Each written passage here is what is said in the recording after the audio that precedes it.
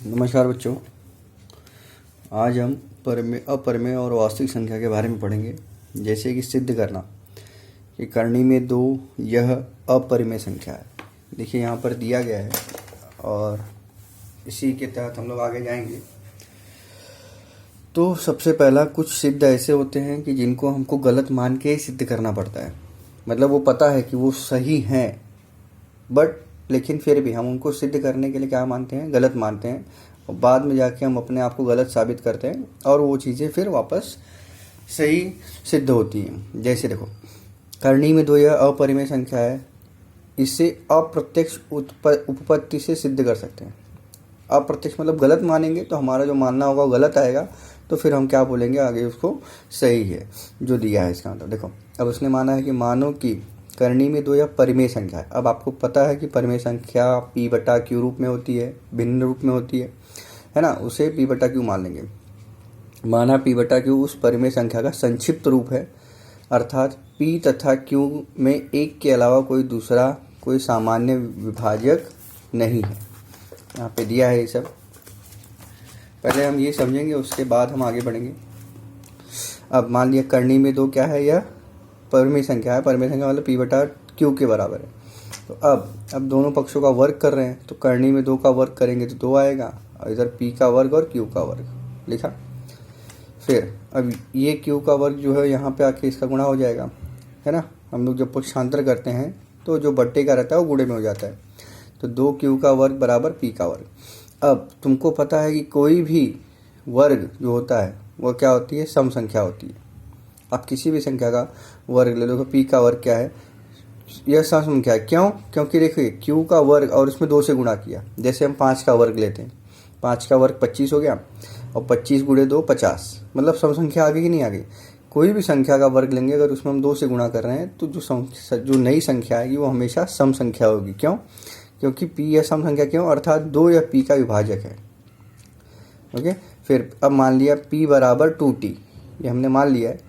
तो p का वर्ग बराबर क्या हो जाएगा, 2t का वर्ग, यहाँ पे दिया है। अब t belongs to i, integer मतलब पूर्णांक संख्या है, वो ऋणात्मक भी हो सकती है, धनात्मक भी हो सकती है। अब p के वर्ग की जगह पे मैं क्या रखूँगा, 4t का वर्ग, जो हम यहाँ से पाए हैं। अब इसके बाद q का वर्ग क्या हो जाएगा, 4t का वर्ग बटे 2, तो 2 दूनी 4, ये कैंसिल हो गया। तो q का वर्ग बराबर 2t का वर्ग, ये दिया है। अब इसके बाद में अब हमको पता है q का वर्ग यह क्या है, सम संख्या है। क्यों? क्योंकि कोई भी वर्ग रहेगा उसमें अगर 2 से गुणा कर देंगे तो क्या हो जाएगा, सम संख्या हो जाएगा। तो q भी ये क्या होगी, सम संख्या होगी। अगर q का वर्ग सम संख्या है तो q भी क्या होगी, सम संख्या ही होगी। जैसे हमने लिया 4 का वर्ग 16, 16 सम संख्या है, तो 4 भी क्या है, सम संख्या है। इसका मतलब फिर से 2 या q का विभाजक है। अब कथन 1 और 2, देखिए 1 यहाँ पे दिया है, 2 यहाँ पे दिया है। अब हमने क्या बोला था, p और q का विभाजक केवल 1 होगा, लेकिन हमको मिल क्या रहा है, p और q का विभाजक क्या है, 2 भी है। तो जो हमारा मानना गलत है, देखिए हमने यह विसंगति जो हमने माना है वो क्या है, गलत है। क्योंकि p/q में pq का विभाजक 1 के अतिरिक्त दूसरा सामान्य विभाजक नहीं हो सकता। आप देखते रहोगे, जैसे आप 4/5 लिखे है ना, अब 4/5 में कॉमन क्या है, 1 ही है खाली, है ना। बाकी कोई दूसरी संख्या को काटेगी क्या, नहीं काटेगी। तो इसलिए p/q रूप में जो भी संख्या आती है उनका सामान्य विभाजक क्या होता है, 1 होता है। उनको एकदम संक्षिप्त रूप में लाने के बाद इससे हम सिद्ध होता है कि करनी में 2 यह परिमेय संख्या है, यह हमारा मानना गलत है। और यह मानना गलत है तो इसका मतलब क्या है, करनी में 2 यह अपरिमेय संख्या है। तो पहले इसको हम लोग देख लिए हैं। अब इसके बाद हम लोग चलेंगे एक्सरसाइज पे। अब देखिए यहाँ पर दिया है आपको कि सिद्ध कीजिए कि 4 करनी में 2 यह अपरिमेय संख्या है। अब फिर हमको उल्टा ही मानना पड़ेगा, है ना, कि क्या है वो परिमेय संख्या है, और उसके बाद में फिर हम लोग शुरुआत करेंगे। चलिए देखते हैं फिर किस तरीके से करेंगे।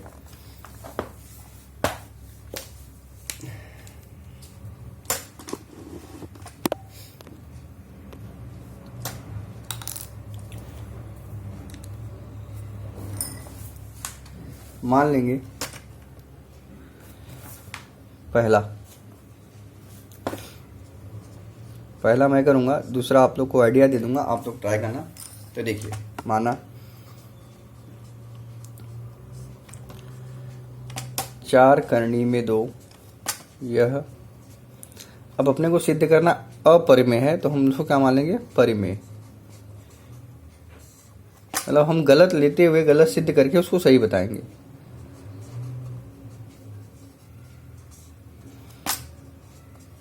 अब तो देखो, अब ये परिमेय संख्या, इसका मतलब ये किस रूप में होगी, p बटा q रूप में होगी, है ना।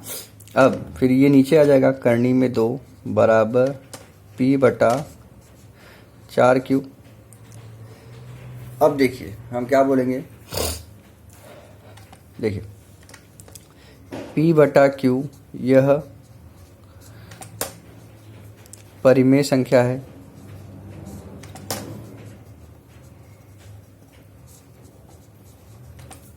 इसलिए p बटा 4q भी क्या होगा, यह परिमेय संख्या होगी।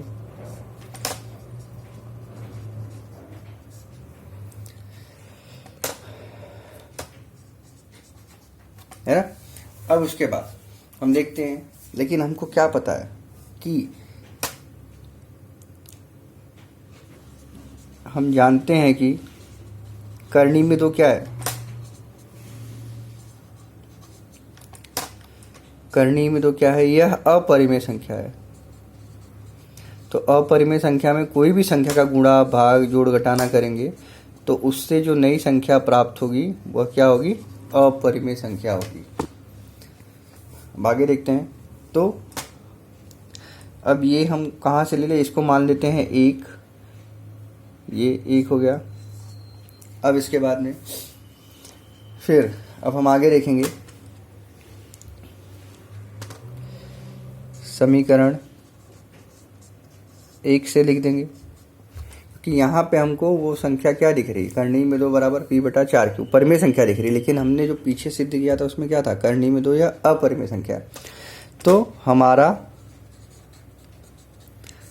मानना गलत है।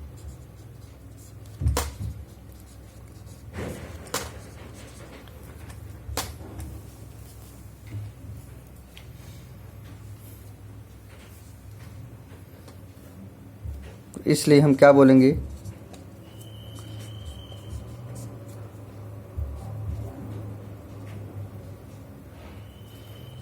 करनी में 2 बराबर नहीं होगा कि उसके p बटा 4q के। तो इसलिए हम क्या बोलेंगे, 4 करनी में 2 यह अपरिमेय संख्या है।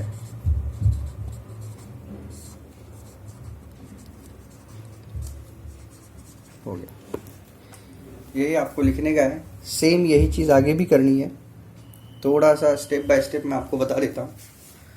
जो हम दूसरा सवाल करेंगे उसमें आपको चेंजेस क्या करना है बस। देखिए अब आगे वाले सवाल में क्या है, तो जैसे इसको माना है वैसे इसको भी मान लेंगे। माना 3 धन करनी में 5 यह क्या है, परिमेय संख्या है। फिर उसके बाद नेक्स्ट स्टेप क्या आ जाएगा, 3 धन करनी में 5 बराबर p बटा q आ जाएगा। ये दूसरे सवाल से संबंधित है। तो करनी में 5 बराबर क्या आ जाएगा, p बटा q ऋण 3। अब सेम फिर p बटा q यह परिमेय संख्या है, इसलिए p बटा q ये ऐसे ही आएगा। फिर p बटा q माइनस 3 यह भी क्या है, परिमेय संख्या है, आ जाएगा। फिर उसके बाद आगे का सेम है, यहाँ पे करनी में 2 है तो उसकी जगह क्या आ जाएगा, करनी में 5। करनी में 5 हम जानते हैं कि यह भी अपरिमेय संख्या है, इसलिए हमारा मानना गलत है। और फिर उसके बाद क्या आ जाएगा लास्ट में, कि करनी में 5 बराबर नहीं है p बटा q ऋण 3 के, है ना। फिर उसके बाद इसलिए लास्ट में अपना जो आंसर है वही आ जाएगा। दोनों सेम तरीके से करना है।